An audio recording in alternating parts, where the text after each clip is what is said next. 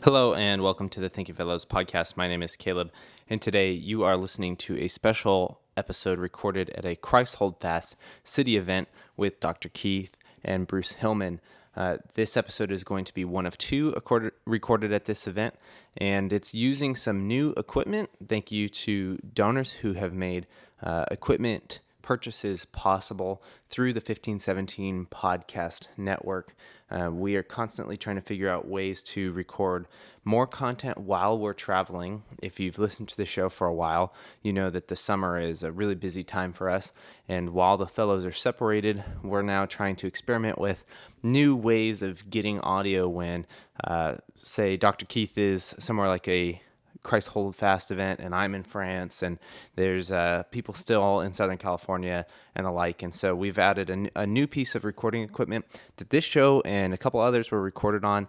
I hope that you enjoy it, even if it sounds a little different than a normal episode. Again, Thinking Fellows is part of the 1517 podcast network. We are a network of 9, about to be 10 shows that come to you weekly with about just short of an hour content, maybe a little over an hour with some of our shows every week, which means that you have about 10 hours of things to listen to from 1517 if you so wish. We cover topics from apologetics to exegesis and social issues across all these different podcasts. You can go to 1517legacy.com/podcast to find out all of those. If you'd like to support the podcast network and what we do here, we definitely need listener support financially in order to keep doing what we're doing, in order to maintain things like the Thinking Fellows and the other shows on the network, as well as give people opportunity for new content like different sorts of audio Bible study podcasts that will be coming out. So you can go to 1517legacy.com/donate, or just go to 1517 homepage and hit the big red donate button. Thanks again for listening, and I hope you enjoyed this special episode. Hello, and welcome to the Thinking Fellows podcast. My name is Scott Keith. Today, the regular cast of crew is not here. Caleb is in California.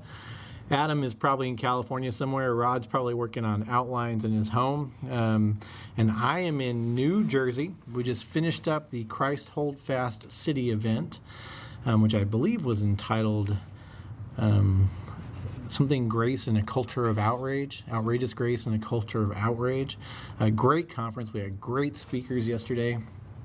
And one of those speakers is here with me today. His name is Pastor Bruce Hilman. Hi, Bruce. How you doing? Good. How are you? I'm doing well. Thank you for hosting the conference. I think it went well yesterday. It went great. I've had a lot of feedback from my congregants, and they just thought it was a real blessed time, and they got to hear about, of course, Christ and grace, and everyone listening will eventually be able to hear those different lectures when they come on board. Yeah, that's the great thing about the city events is that eventually we get those up on the old interwebs, and people who weren't here get to see them still. Yeah. So it was a great time. So today I thought, a little birdie told me that you have an interest in Augustine. This is true. And we have had a series on the Thinking Fellows that was entitled something like Great Thinkers of the Christian Faith or something like that. And we covered a lot of different cast of characters.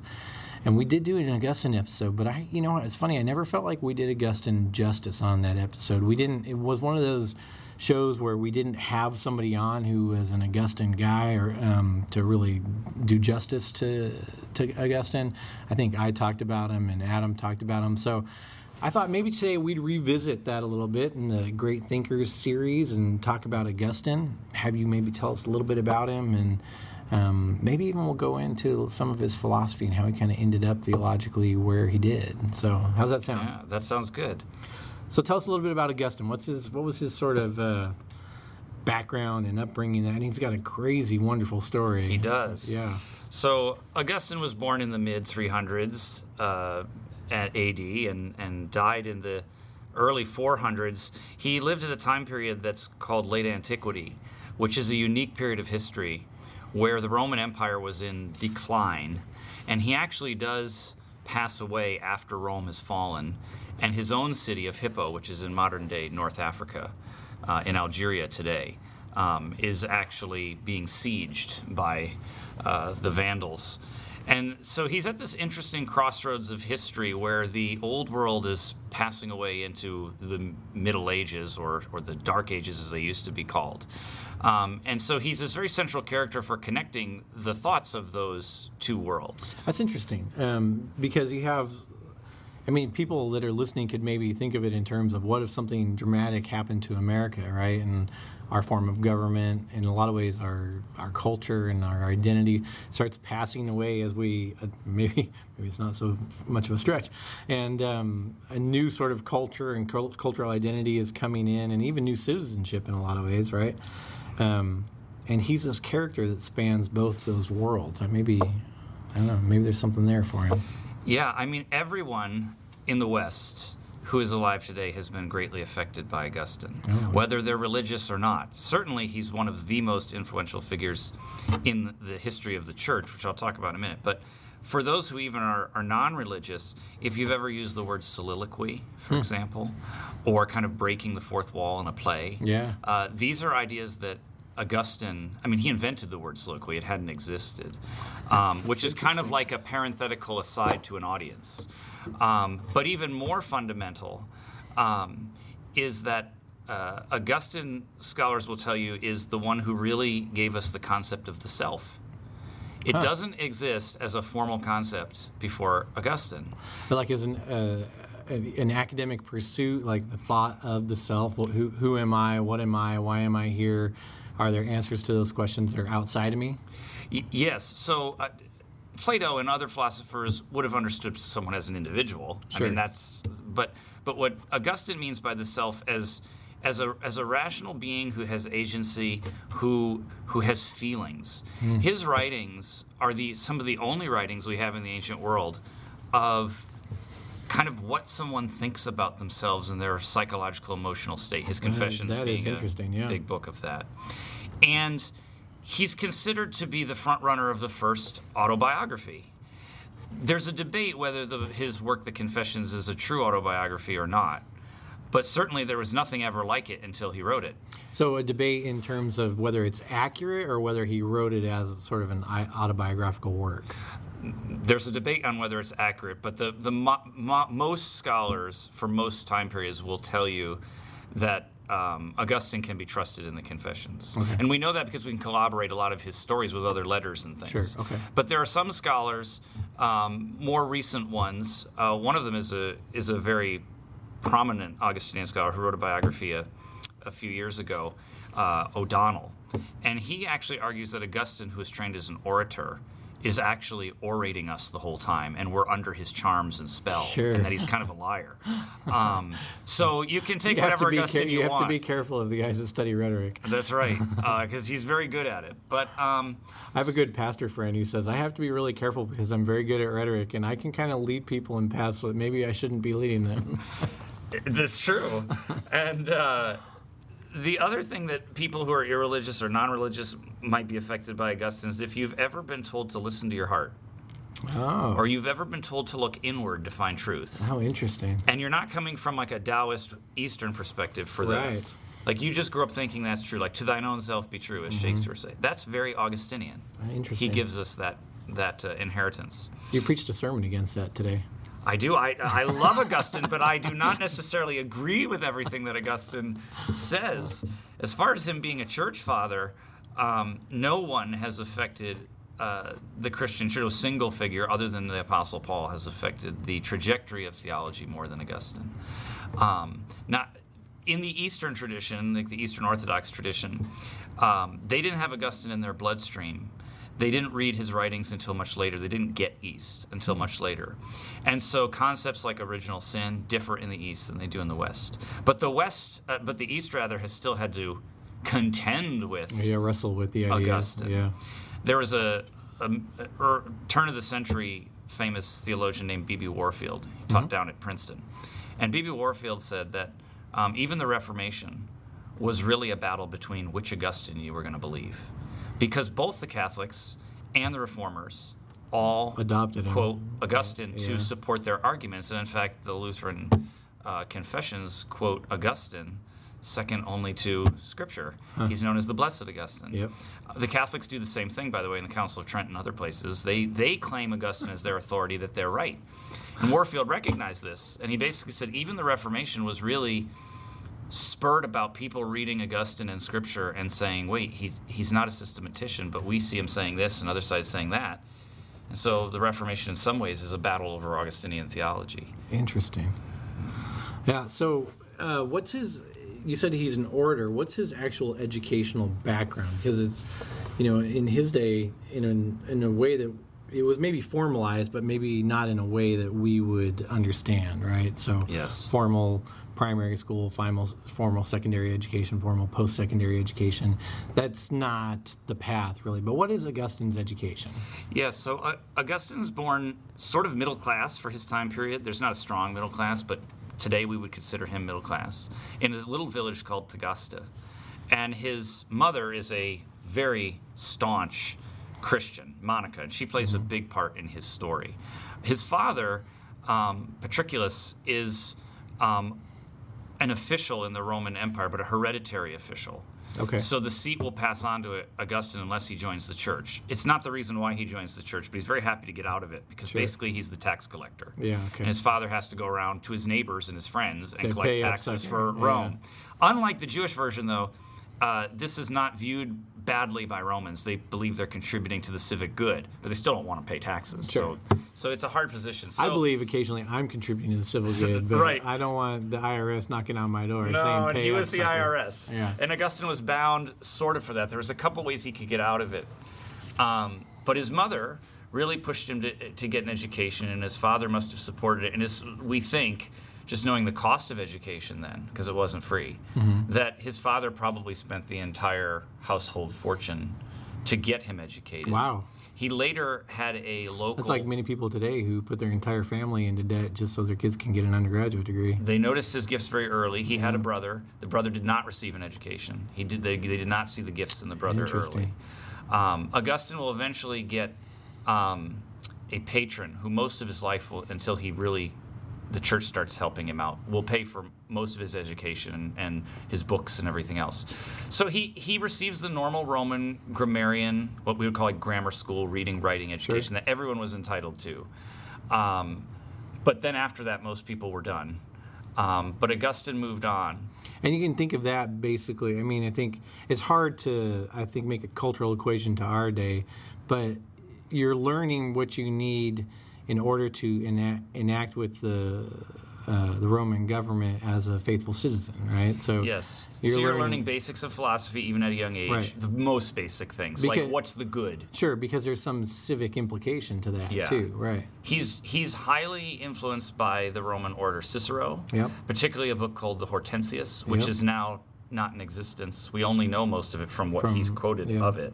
We would love to find that book, by the way. It's a very important book for the late antiquity period he's in. He also is influenced, not when he's young, but later by Platonic thought, which we can get to. But in his education, he says when he reads the Hortensius by Cicero that it just opens up an entire world for him. Yeah, that is the case with, that certainly was the case with Melanchthon, not that work, but with Cicero, opened up the world for him. His study of philosophy and classical literature was opened upon reading Cicero. And Cicero connects the good with friendship, which is an important concept in the ancient world, when your friends were not just the people that you appreciated, but actually helped you navigate life's promotions and protected you. So he refers to his early education as miserable. He was beaten by his teachers, which was rather common back then. He, as a teacher, will not beat his students, which today sounds very noble, and it was. That was very rare, but he probably wouldn't have been looked upon as particularly noble for not doing it. Sure, you're then. This is mistake. This is how they learn. You're supposed to do this. Yeah. But he remembers the beatings and does not like them at all. His education will eventually take him to Milan, where he will study rhetoric. Now, rhetoric is not something that we formally study usually too much anymore. No, I wrote a blog on this a while ago that we don't formally study it anymore, but we go right from grammar to rhetoric, and we skip logic these days, and Yes. it's a huge mistake. Yeah, in fact, because they we would've- go from like the essential core of an idea to spouting our opinion about the idea without ever engaging. Is this idea logical? Is it coherent? Does it, and without ever receiving the tools to sort of parse the idea apart before we start spouting our opinion of it. I mean, I'm not a math guy. I'm a humanities guy. I wish I was good at math. I'm not very good at Yeah, math. I'm not good at math either. But the ancient philosophers, as far back as Aristotle, Plato, Pythagoras, they would tell you had to learn geometry You're right. before you could study philosophy. Right. For that point, you needed to learn the logic of the universe, and mathematics gave you that logic. Yep. So Augustine would have followed suit. He would have learned his mathematics. That would have been a very important component. And then he would have moved on to rhetoric, which is kind of how to make a persuasive argument, for lack of a better way. But that persuasive argument isn't quite what someone might have in mind today if they hear a lecture Sure. by an academic, because you were also supposed to access the emotional part of Right. the being. Where nowadays that's considered kind of sensationalism and avoiding the point in an academic discourse. But back then, orators were expected to move their audience. Several components, right? You're Yes. not only making the argument, you're not only laying out the case and the evidence, but you're using the force of emotion, right, which we all possess, Yep. in order to sway an audience. And an entire audience, too. You're not just Yes. looking at, because this is very often used for those engaged civilly and for politicians, right?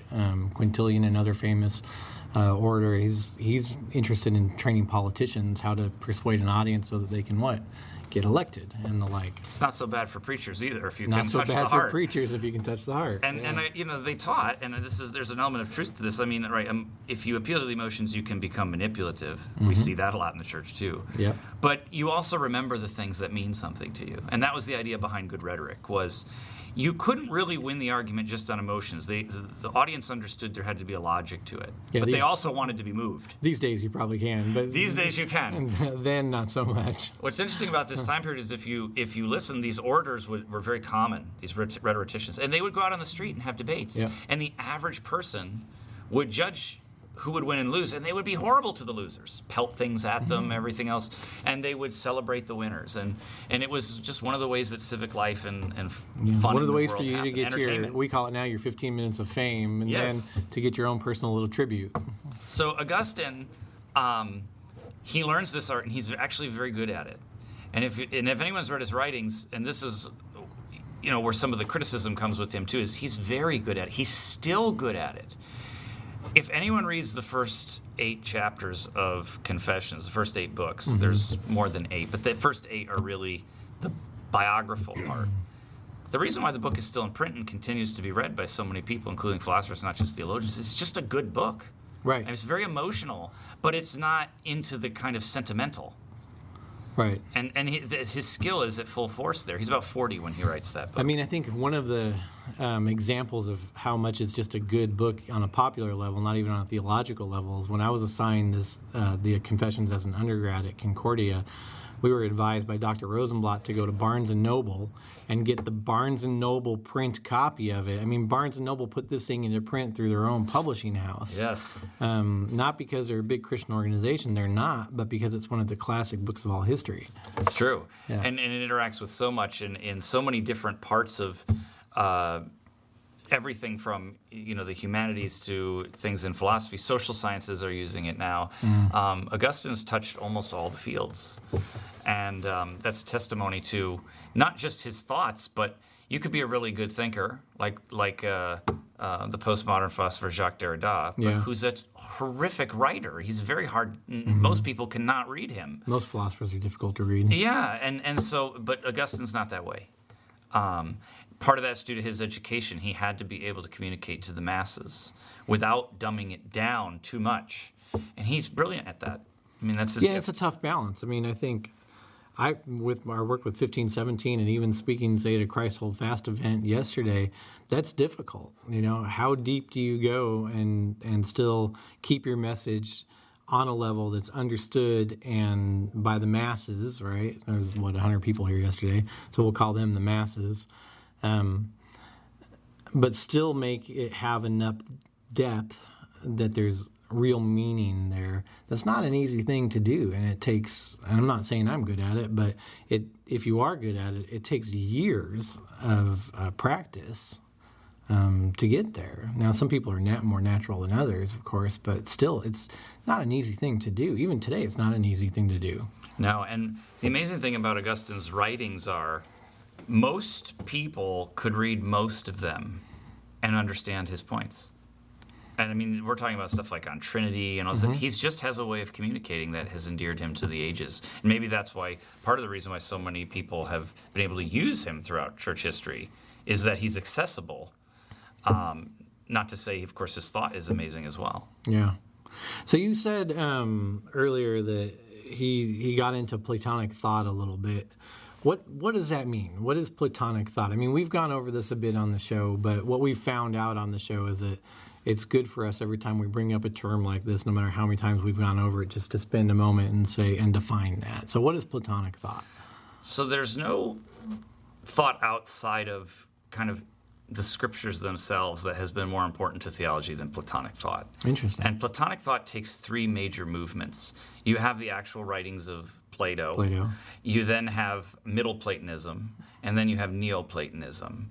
And these are just the three movements of how Platonic thought developed. In eras, too. Right? Yeah, so Plutarch is the big philosopher in Middle Platonism, and Plotinus is the big philosopher in Neoplatonism. In very short, the reason why the church loves Platonic thought so much is, and there's good and bad things about Platonic thought that the church embraces and rejects. Significantly why the church hooked up with Platonic thought was Plato offered a transcendence that very, almost eerily matched with the scriptures, to the point where most of the church fathers, the early church fathers, actually go out of their way to argue that Plato stole his ideas from Moses. And this is an incredibly common theme. This is not like a few church fathers saying this. Now, they're doing this for two reasons. One is they actually believe it. They believe that because the Old Testament writings and Plato's views are so close that and we believe, of course, the Old Testament's revealed by God to these people, that Plato couldn't have come up with it on his own. So they come up with this idea, well, he must have read Moses. Must have taken it, yeah. He got it from Moses. The other idea, though, is that the Romans value anything that's antiquated. If it has survived the test of time, it's authentic. Right. Christianity's new. No one's going to buy it. But if you can say that Christianity really took place before Plato and Plato stole it from them, it's a really good apologetic point, even though it's not probably true.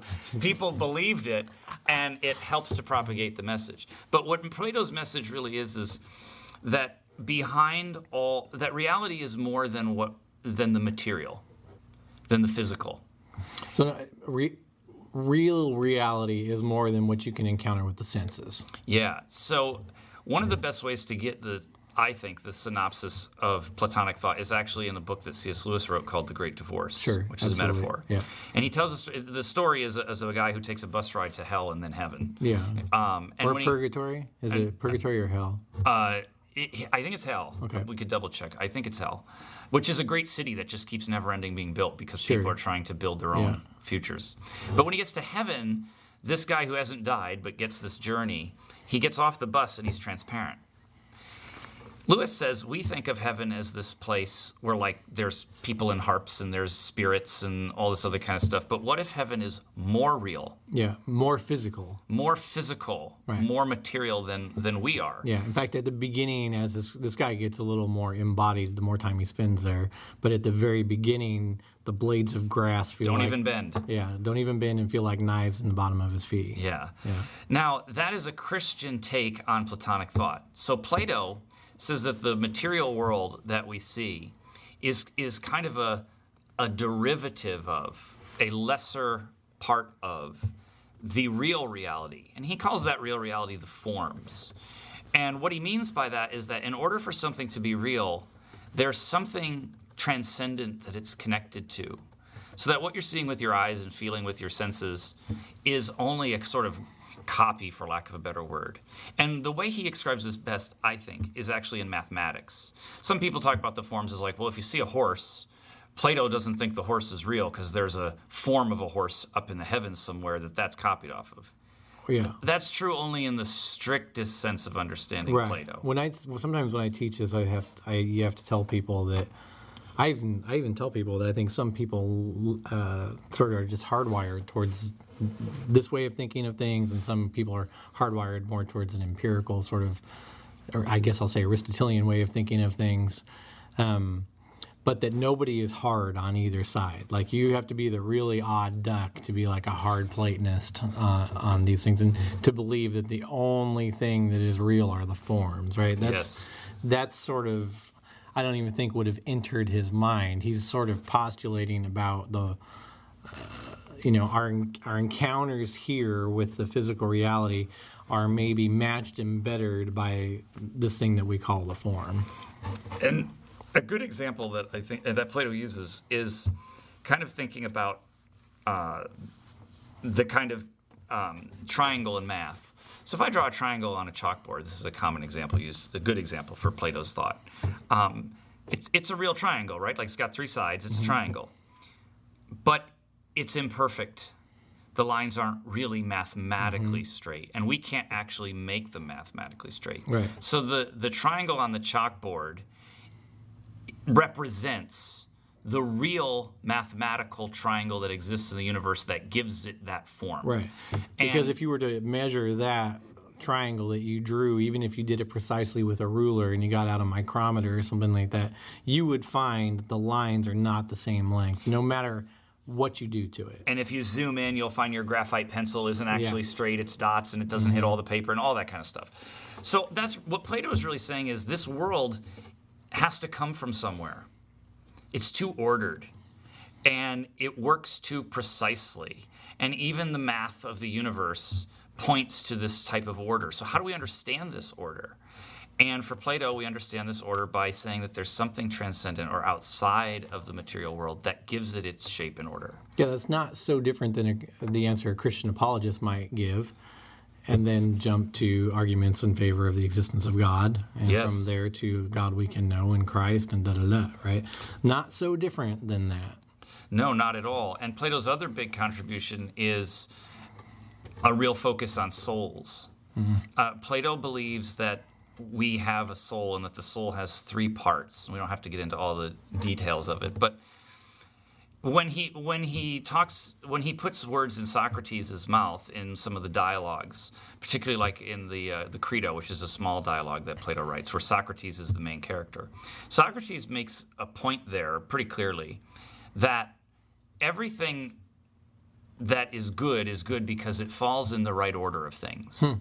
And the point of the soul is to get itself ordered. And what that means is kind of escaping this material world and being part of that more real world. Sure. This gets deeply entrenched into the bloodstream of Christianity, and not always in good ways. Most Christians today believe that when they die, their soul goes up to heaven and their body remains here. Ground, yeah. That's Plato 100%. Yeah. Christians have picked up on this theme, but it's not actually a very biblical theme, which is in the resurrection of the body. Right. We stand here in the sure hope of the resurrection of the dead and the life of the world to come. Which is what makes Christianity a scandal, in addition to the cross, is that people are like, well, you want the body back? In my flesh I shall see God. Yes. You know? So one scholar has put it this way: if you want to think about Plato and our bodies, think of a volcano and the lava that comes out of the volcano. As the lava leaves the volcano, it begins to harden and it loses its heat. And the cold lava that's hardened is just kind of, it's not majestic, it's nothing to look at, nobody wears it on rings or necklaces, but everybody wants to see that volcano erupting. That's a majestic sight. For Plato, our souls are trapped in bodies, and they're like that lava, and we got to get the heat out, and we got to leave behind that crappy lava, and we got to go up.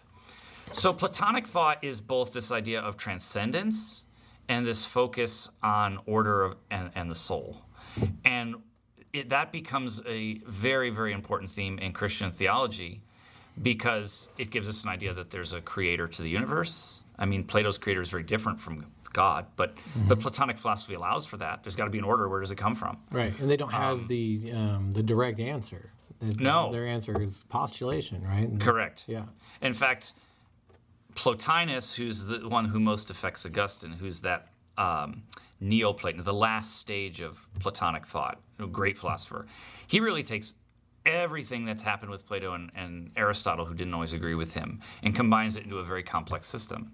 And it's Plotinus, the great disciple of Plato, who gives us the one, the concept of the one. For Plotinus, Plato doesn't really talk about the one. His later disciple Plotinus does. But it's very much the end result of where Plato is going. Mm-hmm. And the one is not actually a being. It's an emanation who actually doesn't even know we exist. But it's kind of the blueprint or the DNA that gives the order to everything else. Then, after that comes intelligence, or nous, or mind. And then you get soul, then you get matter. And in Platonic thought, you want to rise up that ladder because you're at the bottom, you're at matter. And so what you're going to do is you're going to use your intellect to try to get the soul up into the nous, to the mind, where it understands what reality really is and can escape this body of flesh, and then become one with the one, just return back. This is Gnosticism before formal Gnosticism. Right. It comes also out of Plato. And the great heresy always threatening Christianity is Gnosticism in almost every century. So what is Gnosticism? Gnosticism is a very complex term, as Karen King and a bunch of other scholars have recently pointed out. It's not monolithic. It's not one idea. But the basic thing that most Gnostics share is that salvation comes through what you know, and that you have to escape this body so that your soul can go to heaven. Most people are not offended by that now, but that's the great heresy of Christianity. Yeah. You are not saved by theology. You're saved by grace through faith in Jesus Christ. But some people think you're saved by what you know. Well, that's a Gnostic thought. Mm-hmm. And some people think, your body's bad and you have to escape into the spiritual world, whatever that means. I'm a very spiritual person. Yeah, I'm a very spiritual, and that's also Gnostic. Yeah. From the Greek word I'm not gnosis. religious, I'm spiritual. That's right. Yeah. So this is the great threat always in all the centuries. And the early fathers said this is the great threat to our faith, because it's just enough aligned where it can fit with Christian thought. But it's actually a great departure from it. Yeah. And it has nothing to do with Christ. It has everything to do with emancipation from our bodies. Now, Augustine was not a Gnostic, for sure, but he did incorporate some Platonism into his theology. Where do we see that in Augustine? So very much so. So Augustine was not a Gnostic, but he was a Manichaean for a while. Oh, yeah. I was just going to ask you that. So what's a Manichaean? Manichaean comes from a philosophy that comes out of kind of Iran. Wasn't Iran at the time, nor was it even really Persia at the time, from a guy named Mani. And it's very similar to Gnosticism. Some people actually do classify it as Gnostic, although that's not the norm. Because Manichaeism is an incredibly complex philosophy that most people today would just be bored out of their mind if they heard about it. But in short, what Mani said was there were two groups of people who were two types of Manichaeans. There were the regular Manichaeans and there were the elect. And in the Manichaean philosophy, the whole point was that there was this demiurge, this kind of like Big Bang, where our light, our souls, was spread out into the universe and stuck in material. And the job of the Manichaeans is to get that light out. If you don't get the light out, then you'll be reincarnated continually in matter because there's nowhere else for the soul to go. So when the matter dies, the soul just restarts again in some matter. Other clump of matter. Somewhere. Yeah. And so the Manichaeans, what they would do is they were celibates, or the elect were celibates. The regular Manichaeans were asked to be celibate but not required to, because you didn't want to produce more people, because then you're producing more matter and more of this light, and you want to get the light out. So Manichaeism was a strange philosophy of eating your way to heaven. You would actually give food to the elect, and they would eat this food, mostly vegetarian, and by eating it, these special elect people were releasing its light. And your job as the Manichaean was to feed them, because everything has light in it, but these people are special. Now, anyone could become an elect if they trained for it. It was a big training process. It's very much kind of like a Scientology thing you do. And Augustine was heavily involved in this. And prior to his conversion? Yeah, prior to his conversion, he grew up being taught Christianity, but never took to it completely, and joined these Manichaeans. They were illegal in Rome at the time, but it was a tolerated illegal. They didn't really get persecuted. And what he liked about the Manichaeans was how complex, what people nowadays would hate about That's Manichaeism. what he loved. He was attracted to it. The path is not easy. Yeah, it's not easy, and there's all these complications. And he actually started to doubt Manichaeism because of their view of evil. They were dualists, and they thought that there's good and bad that are fighting it out, and that eventually equally powered, and neither one is going to win. Right. In the end, it's just a continual cycle of yin and yang, we might say.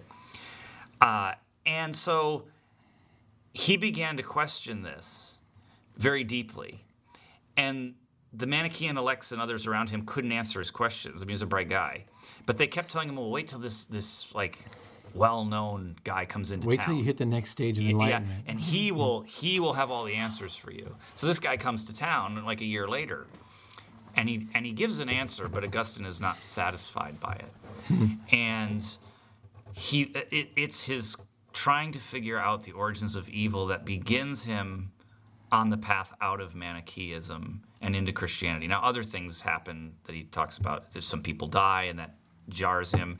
He studies under a great theologian named Ambrose, who has a big effect on him. Ambrose's big effect on him is he allows Augustine to trust the Bible, which he had never done, right, because of allegorical readings of Scripture. Yeah. And so it's Ambrose and this view of evil that eventually get Augustine out. Interesting. But for his whole life, he has to fight his critics that he's still a Manichaean. Manichaean. Even though is that because he writes of against them and everything. His deep view of sin? His deep view of sin and determinism is part of it, but it was more so that Christianity was very fractured in Africa at that time. There were these groups called the Donatists. Yeah. And they were the majority in Africa, and they believed that baptism was based on the efficacy of the person who did it. Of the preacher. Right, not on the word itself or even the water. So your baptism was only legit if the guy who baptized you had a faith that was legit. Right. So if you found out later that the priest who did it maybe was like hiding secret sins, you'd have to get rebaptized. Right. And you would just hope the guy who did it was good. Right. They're the majority of Christians in Africa. And so they don't like Augustine because he's anti-Donatist. So they use the Manichaean history that he has against him all the time. And he to the point where he has to write books against the Manichaeans just to prove that he's not one of them anymore. One of Melanchthon's only real public criticisms of Luther was because of a letter that Luther's bondage of the will and how he treats Erasmus by means of describing the bondage of the will. Melanchthon, in his frustration, says, "We're not Manichaean determinists." That's right. So I always think that's kind of funny. So what would be like maybe the three hallmarks of Augustine's theology, maybe as it's sort of flavored by Platonism, that people ought to know about? I don't know if all his hallmarks are necessarily. It's hard to tell how much in some of them Plato has affected him. But three hallmarks would be certainly his view of evil, his view of grace. His view of grace is probably the most important thing that he gives the church. His view of grace is, again, going back to that B.B. Warfield quote, the difference between really Lutheran and Catholic. That's where the battleground comes. Augustine is the first theologian to significantly write about and show that you can't save yourself. He's very much the first guy to make this point, to the point where he convinces most people actually of it. He's not the only one who ever said it. You're both too corrupt, and too in need of God's grace. So some of his famous quotes on this are, "All of humanity is a massa damnata," which means a mass of damnation. Yeah. And another one of his kind of famous quotes is, "We are not able not to sin." Right. And so he does not come up with the concept of original sin, but he creates the doctrine in a theological way that is lasting and gets credited with original sin. Right, like all these things, we would say these ideas are extant in Scripture, but sometimes there's a person that comes along that explicates it in a way that catches. Yes. Right, and there's an explanation there that rings true with what the Bible teaches, and because it rings so true with what the Bible teaches, it becomes a very popular and accepted view. And that view has been under attack from modern theologians because it's significantly based on Romans 5, and Augustine's translation in Latin that he based it off of is not at all what the Greek text says, and so there's some trouble there. So the doctrine still stands. Not many theologians would say that the Bible doesn't teach original sin, but the Augustinian flavor of that has now been diminished because of those bad translations that he just was the only ones he had. Yeah. And he makes a lot of some of the words that aren't in the Greek. But his view of grace is that grace saves, and that it's not of yourselves, and you need God to save you, to elect you, and this sounds very much like what maybe Lutherans and Protestants would believe, but where the difference comes in is Augustine sees grace as a power, as a force, where Protestants do not see grace necessarily as this power or force. It's God's favor. Right. It's God's behavior, but it's not something that's actually changing you. No, it's an attitude on the part of God. Right. It's God's change of mind towards you because of Christ. So Augustine's view of grace, and this is an example he uses, is you're walking down the road, and the road that you are walking down is to hell, and everyone is walking down this road. Come on, guys, You follow cannot me. turn around and follow him. Yeah. There's no way you'll do it, and you're not going to do it. So grace actually physically turns you around to the right road. And then grace is like wind that pushes you down it. The concept of being turned around by God and being drawn by God is very biblical. Conversion. Yeah, but the nuances on is it grace itself doing that is where the Protestant Catholic distinction is made. And so Augustine's very Roman Catholic before there's Roman Catholics in that view of grace. But that's something that Luther will nuance and will not go with Augustine on. Although, by the way, Luther quotes Augustine more than any single person. Sure. as Well, he's an Augustinian monk. He is. This is his training. Yeah, and he uses Augustine all the time against the Catholics, and they use Augustine all the time against him. So it's a funny kind of thing how he's inherited. So that view of grace is incredibly important. A low anthropology, people are sinners. And for Augustine, you need to go home. And home is the Lord. And not just go to heaven, but like you need to find your, what he calls the beatific vision, what you're living for needs to be for God. And that's where you'll rest. You'll find rest for your soul only Soul in is God. always restless until it finds its rest in thee. Yeah, and that's from the Confessions. Yeah. One of probably his most famous quote. His view of evil has been probably the most important for philosophy. He's also developed things like just war theory and things like that. I mean, he's very prolific, but he gets his view of evil from those Middle Platonists. So this is where Platonic thought very much affects Augustinian thought. He gets it from Plotinus. While he was in the Manichaeans, who were those dualists, he reads Plotinus, and Plotinus says that evil is a privation or a lack. Yeah. It's not an actual thing. And Augustine runs. It's the absence of good. Yeah. You hear that a lot today. Yeah, and Augustine runs with that, and he makes a very good Christian argument for it that's lasted throughout the centuries. He asks these questions, and this is one of the great things about reading Augustine's writings, is he assumes the same questions you and I would have, and he actually asks them. He actually writes them out. And he's like, where does evil come from? Well, some people say it comes from the devil, but if it came from the devil, how did it get first in the devil so that the devil could spread it to us? And if God created the devil, did he create him bad or did he create him good? And if he created him good, then where did the badness come from in which he first got corrupted? Is he God really the wants author to know. of sin? Yeah. And what he does is he comes up with this brilliant argument that he gets inspiration from Plotinus, where he actually talks about there are two different kinds of goods. And that's how you can understand the origin of evil. There are supreme goods, he says. A supreme good cannot be corrupted in any way. And God is the only supreme good. The supreme good, God, creates lesser goods. He doesn't create co-equal gods. Right. He creates good creatures and a good world. And Augustine says it's really good. There's nothing wrong with it. It's completely perfect. The only reason why it's not a superior good is it is liable to corruption. It can go bad, unlike God. But that still doesn't take into account how it goes bad at all. Well, Augustine says the reason that I couldn't figure this out was because I was thinking of evil as something that's created. What if evil isn't created? What if evil is simply good gone wrong? And so the example sometimes to explain this is like a donut hole. A donut hole's a thing. Like, we can point it out. But it doesn't exist in itself. It's the absence of the donut. The absence of the donut, or a hole in a shirt, is the place where the shirt is not. Augustine says this is all that evil is. Evil is the place where the good is not. And the good, the ultimate good, is God. Correct. So when Augustine talks about the consequence of our sin as being death, he makes an interesting point. How can the God of grace, the God of the gospel, who sends his own son to die for us, who defeats death, how could he give us death in the first place? This would be against who he was. And it'd be like setting up what we would call like a Ponzi scheme. And Augustine says that's because God didn't give us death. We gave ourselves death. Death is the logical consequence of separating yourself from God. If God is the supreme good and we're good, and then we leave that good, we actually become unmade.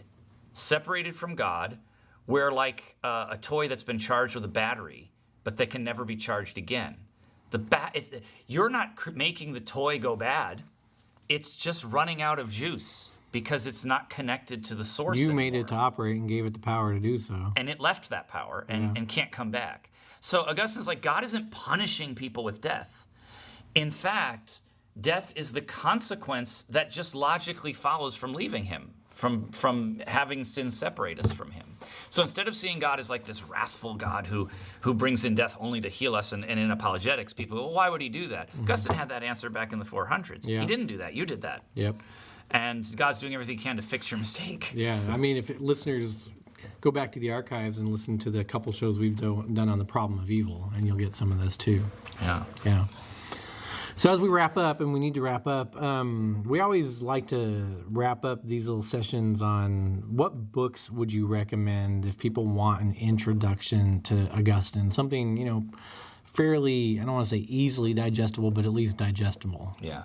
Certainly you can read the Confessions. Most people can get through that. There's a newer translation that came out by Gary Wills, Okay. which is a little bit more in the vernacular. But I still think the two versions that are most popular, the two translations that are most popular, are the Henry Chadwick edition, Yeah, that's one which I is heard. published by Oxford, and then the Pine Coffin tradition, that's the person's last name, Yeah. which is translated by, I believe, Bantam or Penguin. Those are very reliable. All three of those are pretty reliable and very good. The Chadwick one, which is in the Oxford series, is probably the closest to his Latin and thought, but it's probably of the three I mentioned the most difficult, although I don't want that to scare people away. Gary It's like Wills, reading a very accurate translation of the Bible that just doesn't sing. yes, Yeah. yeah. Gary Wills, the same guy who wrote one of those translations, he's written a 4-part series on Augustine, little books that are pretty good. They're called like Augustine's Childhood, Augustine's Adolescence, Augustine's Memory. But probably if you want just like an intro to him that's very short, the Henry Chadwick, who also did that Oxford translation, wrote a little biography that's still quite famous. If you're really interested in him, there is one book that all Augustinian scholars still to this day bow down to. It is the magnum opus of all Augustinian studies, and it started the Augustinian Revolution. That is Peter Brown's biography, just called Augustine of Hippo. And everything you read on Augustine will point back to that book. It was groundbreaking, and it's a magnificent work of scholarship, but it was written for a relatively lay audience. But it's deep. You really got to want to know a lot about Augustine to read that. All right. Well, thanks for being on the show. Well, thank you for having me. We're going to do one more here, and Man, it's been a blast being here. I really appreciate it. Well, thank you. It's been fun.